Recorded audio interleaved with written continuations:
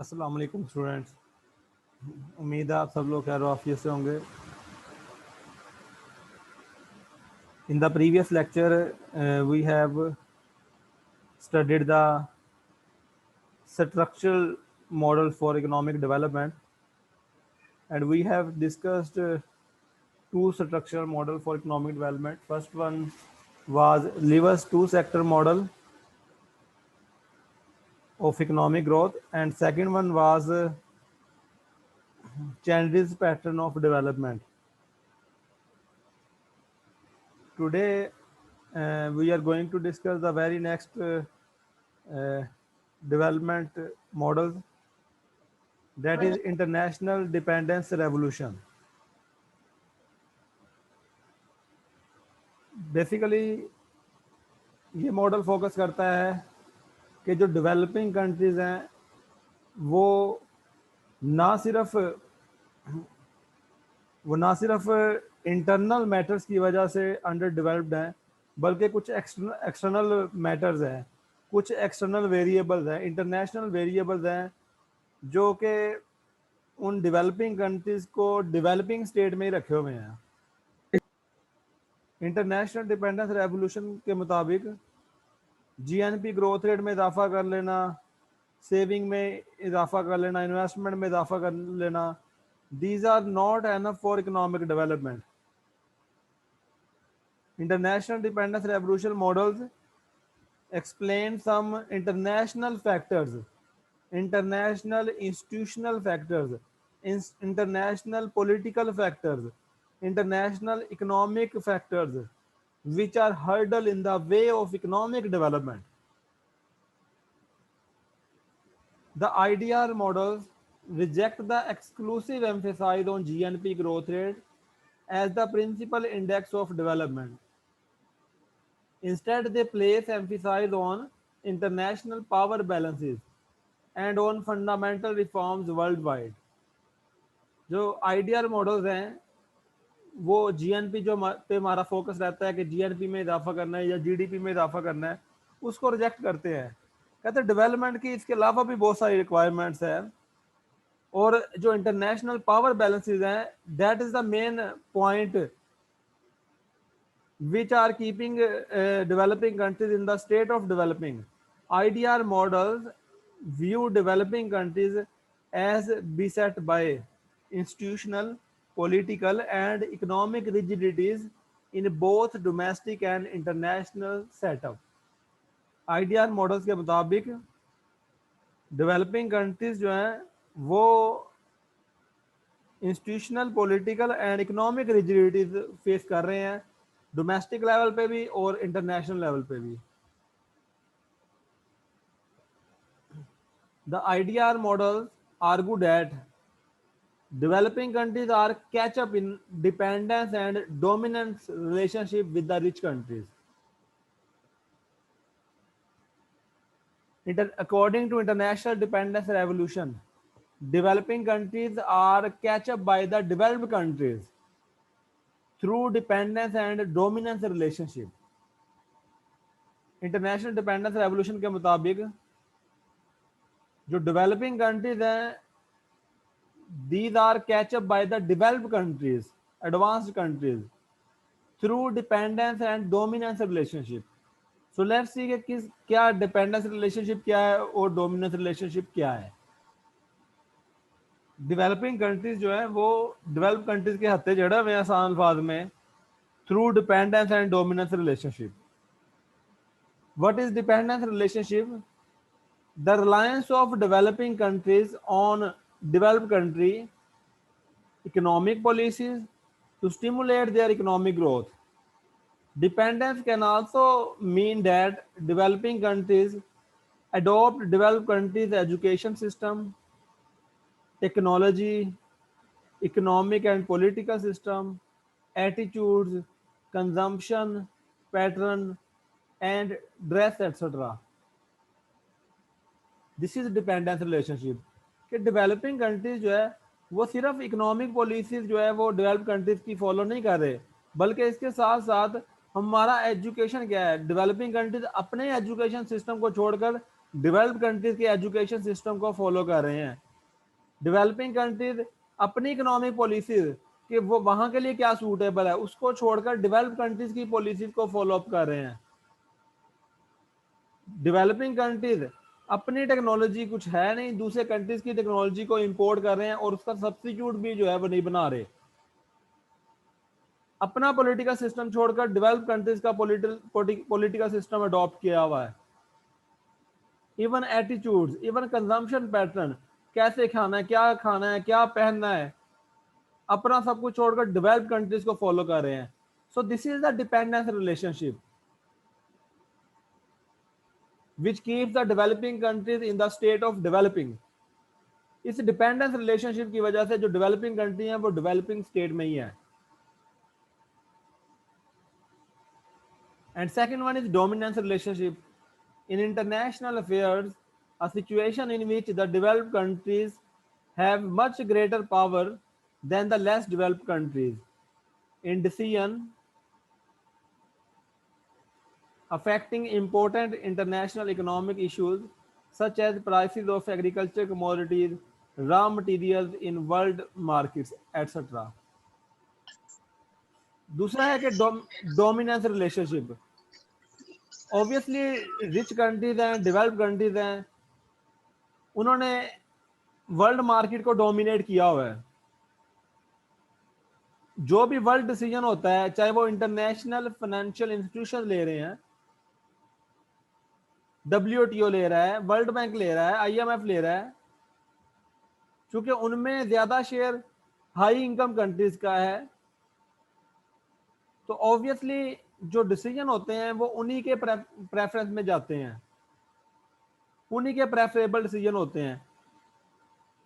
Agriculture commodities की price world level पे range करनी है या व्हाट्सएवर इस तरह की जो भी मसाइल ट्रेड के मसाइल हैं, इंटरनेशनल ट्रेड के मसाइल हैं, तो उनमें जो है वो डेवलप कंट्रीज जो है वो डोमिनेट करते हैं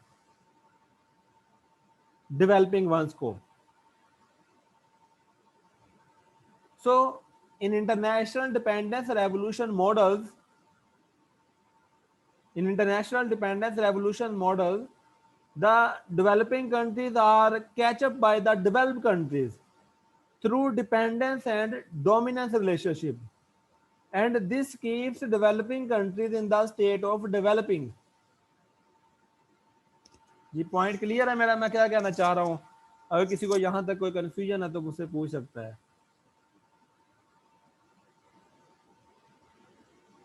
जी, कोई क्वेश्चन आप लोगों की तरफ से है? सर जो आपने डिपेंडेंस और डोमिनेंस तो बताया, ये तो समझ आ गई है जी। तो लेकिन जो स्टार्टिंग में आपने पॉइंट बताया ना, वो उसको जरा एक्सप्लेन कर दें एक दफा। ऑलराइट। डेवलपिंग कंट्रीज जो है वो डेवलपिंग स्टेट में होने की एक वजह ये है, मतलब इंटरनेशनल डिपेंडेंस रेवोल्यूशन मॉडल कहता है कि सिर्फ जीडीपी ग्रोथ रेट बढ़ा लेना, सेविंग इंक्रीज कर लेना, इन्वेस्टमेंट इंक्रीज कर लेना, these are not enough, these are not enough for economic development. Developing countries are catch up by the developed countries through dependence and dominance relationship. इस relationship में से catch up किया हुआ है डेवलप्ड कंट्रीज ने इनको, और इन रिलेशनशिप की वजह से वो डेवलपिंग स्टेट में ही रहते हैं।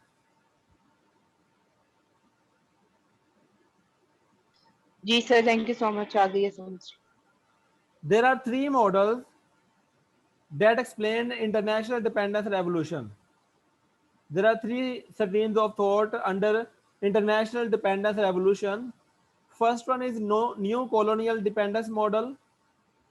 Second one is false paradigm model. Third one is dualistic development thesis. These 3 streams of thought explains the international dependence revolution. Same theory है जिसका मैंने थीम आपको बताया है। अब 3 डिफरेंट वे से हम इसे एक्सप्लेन करेंगे। First one is new colonial dependence model. It attributes the existence and continuance of underdevelopment primarily to the historical evolution of a highly unequal international capitalist system of rich country poor country relationship. Rich nations are intentionally exploit or unintentionally neglect the developing country. New colonial dependence model basically क्या कहता है? कहता है जो लगातार चलता आ रहा है रिच कंट्री का और पुअर कंट्री का रिलेशनशिप, यही वजह है कि वो पुअर कंट्री को पुअर स्टेट में रखे हुए है। मैं इसकी आपको एग्जांपल देता हूं। एक स्टोर का जो ऑनर है वो कभी भी नहीं चाहता कि उसका जो लेबर है, उसका काम करने वाला बंदा जो है वो एक नया स्टोर उसके मुकाबले पे बना ले। एक लैंडलॉर्ड कभी भी नहीं चाहता कि उसकी ज़मीन पर काम करने वाले, एग्रीकल्चर लैंड पे काम करने वाले वो एजुकेटेड हो जाएं और वो वहां से जॉब छोड़ के कहीं और जाएं। वो कभी भी नहीं चाहता। ये पावर्स की लड़ाई है। वो कहते हैं कि ये जो इनइक्वालिटी का डिफरेंस है ये बरकरार ही रहे, तभी सिस्टम चलेगा। Existence of unequal power relationship between center, the developed country, and periphery, the developing country, renders attempts by poor nations to be self-reliant and independent difficult, sometimes even impossible.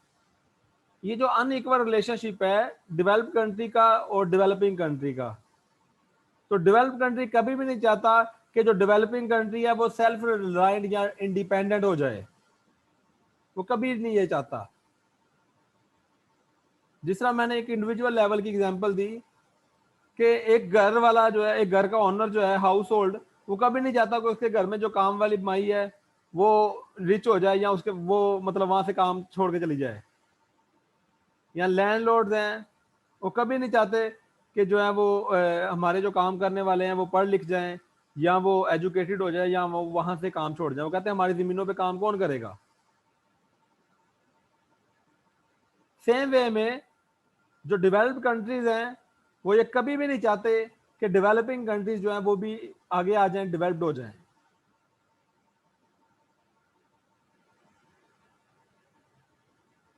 Certain groups in developing countries including landlords, entrepreneurs, military rulers, merchants, bureaucrats, and trade union leaders who enjoy high incomes, social status, political power, constitute a small elite ruling class whose principal interest is in the continuation of the international capitalist system of inequality.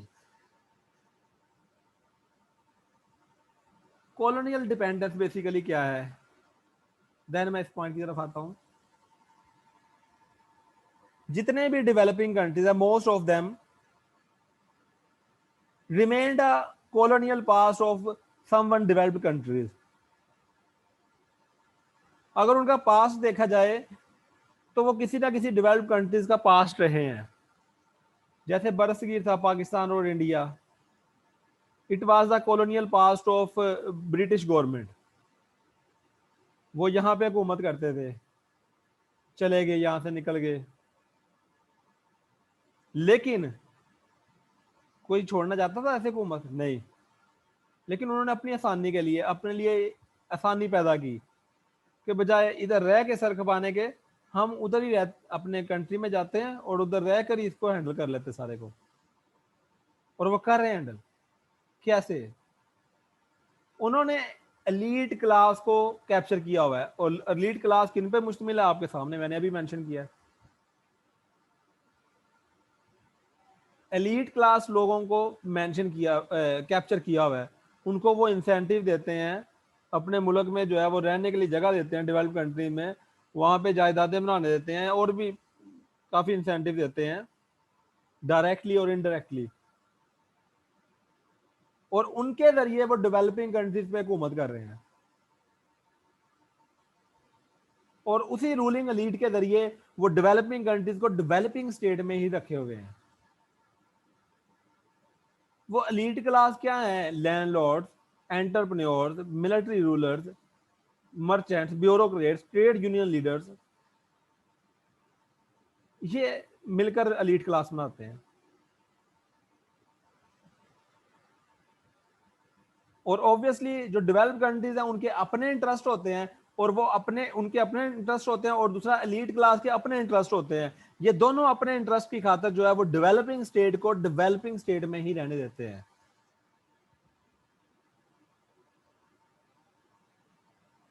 Directly और indirectly they serve and rewarded by international special interest power groups including multinational corporation, national bilateral aid agencies, and multilateral assistance organizations like the World Bank or the IMF, which are tried by funding to the wealthy capitalist countries.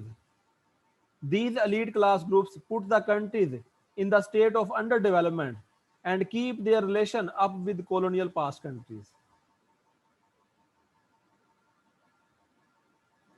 Directly और indirectly ये जो elite class लोग हैं, ठीक है, इनको reward मिल रहा होता है, चाहे वो डायरेक्ट डेवलप्ड कंट्रीज की तरफ से या फिर जो जो डिफरेंट एजेंसीज बनी होती हैं, फाइनेंशियल इंस्टीट्यूशन बने होते हैं, वर्ल्ड बैंक, IMF, WTO, जिनमें डेवलप्ड कंट्रीज का ज्यादा शेयर होता है, जिनमें ज्यादा फंडिंग जो है वो डेवलप्ड कंट्रीज की होती है। और इन्हीं एलीट क्लास लोगों के कहने पर वो लोन भी देते हैं डेवलपिंग कंट्रीज को, और ये भी एक मेथड है कि वो लोन देकर जो है वो एक सर्कल में फंसा लेते हैं डेवलपिंग कंट्री को, ताकि वो वहां से निकल ही ना सके। These elite class group put the countries in the state of underdevelopment and keep their relation with the colonial past countries. वो कंट्रीज को जो अंडर डेवलपमेंट कंडीशन में रखते हैं एलीट क्लास, और अपने रिलेशन अच्छे बनाकर रखते हैं डेवलप कंट्रीज के साथ, और अपने रिलेशन अच्छे बनाकर रखते हैं डेवलप कंट्रीज के साथ। आप किसी भी डेवलपिंग कंट्री को उठा के देख लें, उनके रिटायर्ड ब्यूरोक्रेट, जनरल्स, ये वो सारे कॉलोनियल पास डेवलप कंट्रीज में रह रहे होते हैं, और अगर उनके कोई केसेस भी चल रहे हो, डेवलप कंट्रीज वाले उनको वापस भी नहीं करते, वो उनको पूरा प्रोटेक्ट करते हैं डेवलप कंट्रीज, क्योंकि उन्होंने उनसे फायदा लिया होता है। और जो डेवलप कंट्रीज है वो अपने वफादारों के साथ बड़े वफादार हैं, उन्होंने उनसे फायदा लिया होता है, वो उनको फुली प्रोटेक्ट करते हैं। So these elite class groups put the countries in the state of underdevelopment and keep their relation with the colonial past countries. So underdevelopment is the seen as externally induced phenomena in contrast to linear stages, structural change theories, stress on international constraints such as insufficient saving, investment, or lack of education and skills.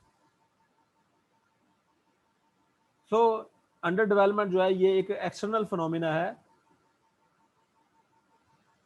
In contrast to linear stage growth model, जो पहले model हमने पढ़ चुके हैं, जिसमें हमने कहा है कि स्ट्रक्चरल ट्रांसफॉर्मेशन होनी चाहिए, या सेविंग बढ़नी चाहिए, या इन्वेस्टमेंट बढ़नी चाहिए। ये सारा कुछ एक तरफ है, लेकिन कॉलोनियल डिपेंडेंस मॉडल या इंटरनेशनल डिपेंडेंस रेवोल्यूशन मॉडल ये कहता है कि जो अंडर डेवलपमेंट है that is an external phenomena. ये एक्सटर्नल फैक्टर्स है कुछ जो एक डेवलपिंग कंट्री को डेवलपिंग स्टेट में रखे हुए हैं। ये डिपेंडेंस की डेफिनेशन दोबारा लिखी है बाय सेंटोस। यहां तक किसी का कोई क्वेश्चन है तो पूछ सकता है मुझसे। सर हम इसे एक्सटर्नल क्यों कह रहे हैं, हम इसे इंटरनल क्यों नहीं कह रहे कि ये इंटरनल प्रोसेस हाँ, है? Internal as well as external, internal as well as external. External forces हैं जो आपके इंटरनल एलीट क्लास के जरिए ही आपको कैप्चर किए हुए हैं, ठीक है। दोनों इसमें हम इसको इंटरनल अकेला या एक्सटर्नल अकेला नहीं कह सकते। एक्सटर्नल फोर्सेस हैं और जो इंटरनल फोर्सेस के जरिए जो है वो डेवलपिंग कंट्रीज को अंडर डेवलप्ड स्टेट में रखे हुए हैं। Is it clear? जी sir. Next second model of international dependence revolution is false paradigm model. A second international dependence approach to development is false paradigm model. It attributes under development to the faulty and inappropriate advice provided by well-meaning but biased ethnocentric, centered on specific ethnic group, international expert advisors from developed country, assistant agencies and multinational donor organizations. Fast paradigm model ये कहता है कि जो developing country है वो developing state में या under developed condition में इसलिए है क्योंकि वो डेवलप्ड कंट्रीज की बनी हुई पॉलिसीज को अडॉप्ट करता है, उनकी इनअप्रोप्रिएट पॉलिसीज को अडॉप्ट करता है, उनकी बायस्ड पॉलिसीज को अडॉप्ट करता है। कहता है कि उनकी जो पॉलिसीज हैं वो एक डेवलप्ड कंट्रीज की फेवर में जाती हैं, वो डेवलपिंग कंट्रीज के लिए नहीं बनी। अगर वो बनाते भी हैं, अगर आपको पॉलिसीज बनाकर भी देते हैं तो उनमें उनकी बायसनेस शामिल होती है, उनमें उनकी बायसनेस शामिल होती है, उनकी जो फेवर है वो डेवलप्ड कंट्रीज में की तरफ ही जाती है। वो कभी भी नहीं चाहते कि डेवलपिंग कंट्री जो है वो उनके मुकाबले पे खड़ा हो जाए। The policy prescription serve the vested interest of existing power groups both domestic and international। और जो वो पॉलिसीज डिजाइन करते हैं उनमें पावर ग्रुप्स के इंटरेस्ट होते हैं, और वो पावर ग्रुप्स इंटरनेशनल भी हो सकते हैं और उस कंट्री के भी हो सकते हैं, एलीट क्लास लोगों के भी हो सकते हैं। इसीलिए तो वो लीड क्लास लोग आगे आगे इंप्लीमेंट करते हैं। इंप्लीमेंट तो कंट्री के लोगों नहीं करना ना, तो उनमें उस पावर ग्रुप्स के भी इंटरेस्ट होते हैं, उनके अपने भी इंटरेस्ट होते हैं, इस तरीके से वो इंप्लीमेंट करते हैं इन पॉलिसीज को। This is false paradigm model. These experts are said to offer complex but ultimately misleading models of development that often lead to inappropriate or incorrect policies. Trade unionists, high-level government economists, and other civil servants all get their training in developed country institutions where they are unwittingly served as unhealthy dose of aligned concepts in applicable theoretical models। कहता है जितने भी civil servants हैं या economist हैं या और बड़े बड़े लोग हैं, इन सबको जो है वो डेवलप्ड कंट्रीज में ट्रेनिंग दी जाती है, वहां पे ट्रेनिंग कर लेते हैं, वहां पे एजुकेशन लेते हैं और अप्लाई करने के लिए डेवलपिंग कंट्री में भेज दिया जाता है, जिनका सिनेरियो, जिनकी सूरत हाल काफ़ी डिफरेंट होती है डेवलप कंट्री से। मैं आपको एग्जांपल देता हूँ कि अगर आपको कहा जाए, आप अच्छे घर में रहते हैं, खाते हैं पीते हैं, आपको कहा जाए कि आप जो है ना चुबुर्जी जाके 2 दिन सो के देखो ज़रा, एक बैगर की फीलिंग को ऑब्जर्व करके देखो, आप चले जाओगे, सो भी जाओगे। लेकिन अगर आप ट्रू मीनिंग में देखो तो आप you never imagine the feelings of a dead beggar. आप कभी भी नहीं कर सकते वैसा जो वो सोचता है, जो उसकी रिक्वायरमेंट है। सेम वे में अगर जो है वो सारी जिंदगी IMF में बैठे रहें, वर्ल्ड बैंक में बैठे रहें, वहां पे जो है वो उनसे ऑब्वियसली उनकी आपस में डिबेट्स होती हैं, तो वो डिबेट्स जो है वो हमेशा वो डेवलप्ड कंट्रीज के बेनिफिट्स की डिबेट होती हैं। वहां पे पावर ग्रुप्स बैठे हैं, उनमें किन के शेयर ज्यादा हैं? डेवलप्ड कंट्रीज में। कहां से फंडिंग आती है उनको? डेवलप्ड कंट्रीज से। तो डेवलप्ड कंट्रीज के अगेंस्ट तो कभी भी नहीं सोच सकते। तो जब उनको लाके डेवलपिंग कंट्रीज में कह दीजिए आप डेवलपिंग कंट्री का बजट बना दें, तो ऑब्वियसली वो पावर ग्रुप्स जो है वो उन्हीं को फॉलो अप करेगा, चाहे वो डोमेस्टिक हो चाहे वो इंटरनेशनल हो। और ऐसा ही हो रहा है। आप किसी भी डेवलपिंग कंट्री की एग्जांपल ले लें, पाकिस्तान की एग्जांपल ले लें, ऐसे ही हो रहा है। They get very little useful knowledge to understand real development problems. Budget बनना है डेवलपिंग कंट्री का, और पॉलिसीज बनकर जो है वो IMF से, वर्ल्ड बैंक से आ रही हैं। बिजली महंगी होनी चाहिए, गैस महंगी होनी चाहिए, या टैक्सेस इंक्रीज होनी चाहिए, डिक्रीज होनी चाहिए, व्हाटसोएवर। मैं किसी भी पॉलिटिकल पार्टी को इन जनरल कह रहा हूँ, ऐसा ही होता है हर दफा।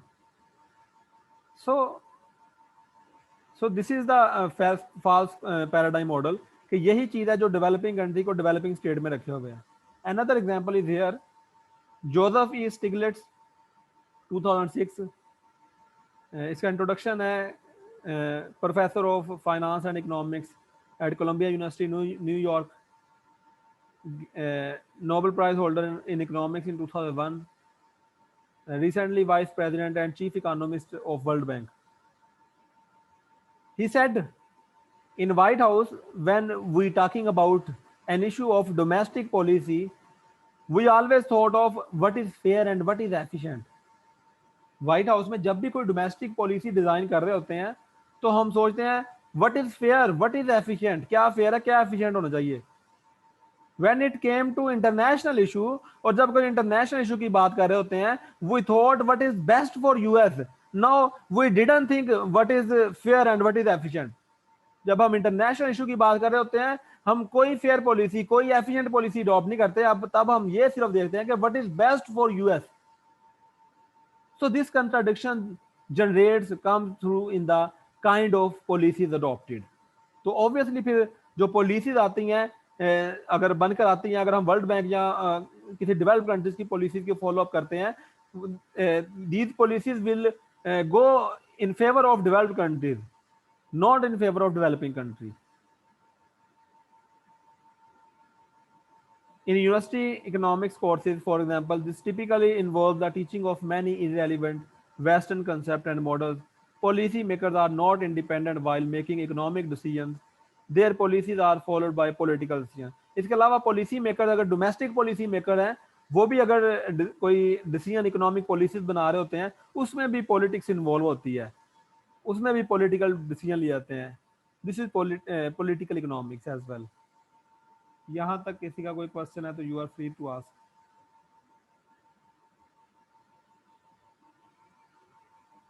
जी स्टूडेंट्स, कोई कंफ्यूजन है किसी को? No, sir. No, sir. All right. The third model of international dependence revolution is dualistic development thesis. Basically dualism है क्या? ड्यूलिज्म ये है कि अगर हम एक ही टाइम में दो तरह के काम कर रहे हो एट द सेम टाइम, एक वो जो हम चाहते हैं, एक वो जो हम नहीं चाहते. जैसे हम एग्रीकल्चर सेक्टर में जो है वो मॉडर्न टेक्नोलॉजी यूज करना चाहते हैं, लेकिन पाकिस्तान में क्या चल रहा है, हम आप देखेंगे कई जगह जाएंगे तो वो मशीनरी यूज हो रही है, कई जगह वो खेती बाड़ी जो है वो एनिमल्स की with the help of animals जो है वो चल रही है. मतलब ट्रेडिशनल मेथड भी अडॉप्ट किया जा रहा है, मॉडर्न मेथड भी अडॉप्ट किया जा रहा है. This is dualism. कपड़े की इंडस्ट्रीज आप देखें, कई खड्डियों पे भी कपड़ा तैयार हो रहा है, कहीं मशीनों पे भी तैयार हो रहा है. This is dualism. At the same time दोनों चीजें चल रही हैं. Dualism, the coexistence of two situations or two phenomena, one desirable and the other not. Dualism represents the existence and persistence of increasing divergences between rich and poor nations and rich and the poor peoples at all levels. और इसी तरह के एक ही वक्त में poor भी बहुत ज़्यादा मौजूद है, रिच भी बहुत ज़्यादा मौजूद है. और इनमें जो डाइवर्जेंसीज है, डाइवर्जेंसीज का मतलब है इनमें इनकम का गैप जो इंक्रीज हो रहा है, पुअर और रिच में इनकम का गैप अगर इंक्रीज हो रहा है उसको हम डाइवर्जेंस बोल रहे हैं. अगर पुअर में और रिच में इनकम का गैप कम हो रहा है उसको हम कन्वर्जेंस बोलते हैं. If production if income of poor grows faster than the income of rich ones, then there will be convergence. अगर पुअर की इनकम तेजी से बढ़ रही हो as compare to rich one, तो फिर क्या होगी? कन्वर्जेंस, क्योंकि इनका गैप कम होगा. And if the income of rich one grows faster than the income of poor ones, then there will be a divergence. अगर रिच की इनकम ज्यादा तेजी से बढ़ रही है पुअर की निस्बत, तो इनकम गैप इंक्रीज होगा, तो इसको हम डाइवर्जेंस बोलेंगे. The concept embraces four key arguments.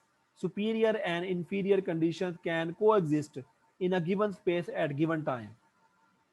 Coexistence of modern and traditional methods of production in urban and rural sectors. The coexistence of wealthy and highly educated elites with lots of illiterate poor people. आप देख सकते हैं कि developing countries में poor methods of production भी adopt किया हुआ है, मॉडर्न मेथड्स ऑफ प्रोडक्शन भी अडॉप्ट किया हुआ है. एक तरफ हाईली एजुकेटेड पीपल है और एक तरफ नंबर ऑफ इलिटरेट पीपल है. This was the first one. Second one, The coexistence of is continual or not transitional. The international coexistence of wealth and poverty is not simply a historical phenomena that will be rectified in time. ये कोई historical phenomena तो नहीं है कि जो वक्त के साथ ठीक हो जाएगा. The degree of the conditions, superiority or inferiority have an inherent tendency to increase.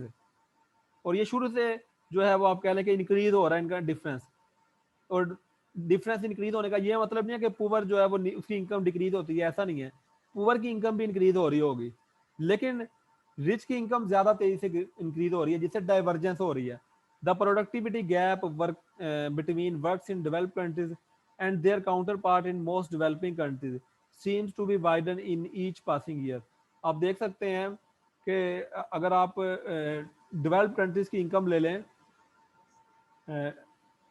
G8 countries की, ग्रुप ऑफ 8 कंट्रीज की इनकम ले लें, तो वो जो है वो 50 डेवलपिंग कंट्रीज से भी, 100 डेवलपिंग कंट्रीज से भी ज्यादा होगी.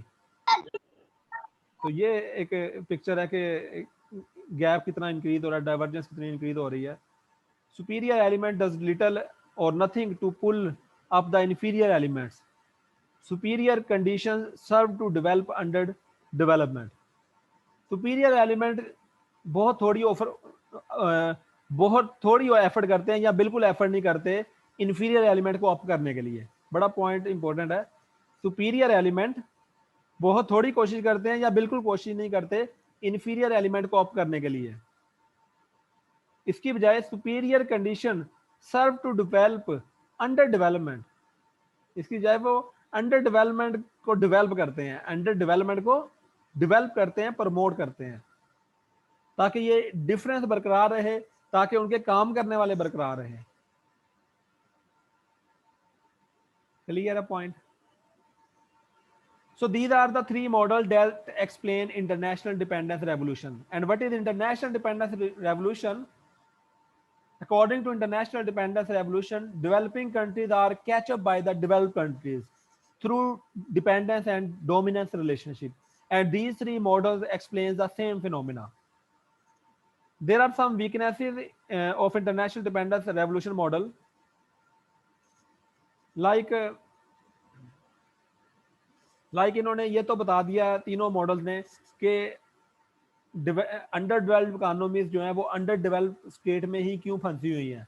ये तो बता दिया कि वो इंटरनेशनल फैक्टर्स हैं, डोमेस्टिक फैक्टर्स हैं, यही चीज़ तीनों मॉडल्स ने हाईलाइट की. लेकिन इसका कोई सोल्यूशन सजेस्ट नहीं किया कि इससे कैसे हम बचा जा सके, हम कैसे डेवलप हो सकते हैं. ये कोई सोल्यूशन सजेस्ट नहीं किया इन मॉडल्स ने. First criticism is this. Second ये है कि अगर हम इन थ्योरीज को मद्देनजर रखते हुए, इन मॉडल्स को मद्देनजर रखते हुए हम खुद ही ये पॉलिसी निकाल लें कि डेवलप कंट्री कि हम जो है वो कंट्री से, डेवलप कंट्री से रिलेशन खत्म कर दें या कम कर दें, तो फिर हमारे पास कोई भी ऐसी एग्जांपल नहीं है कि कोई कंट्री जो है वो दूसरे कंट्री से कट ऑफ होकर डेवलप्ड हो गया हो. हाँ, हमारे पास ऐसी बहुत सारी एग्जांपल्स हैं कि उन्होंने रिलेशन बनाकर इंटरनेशनल ट्रेड के जरिए, ग्लोबलाइजेशन के जरिए डेवलप्ड हो गए हों. ऐसी बहुत सारी एग्जांपल है. So this is another criticism. जी, यहाँ तक किसी का कोई क्वेश्चन है तो you are free to ask.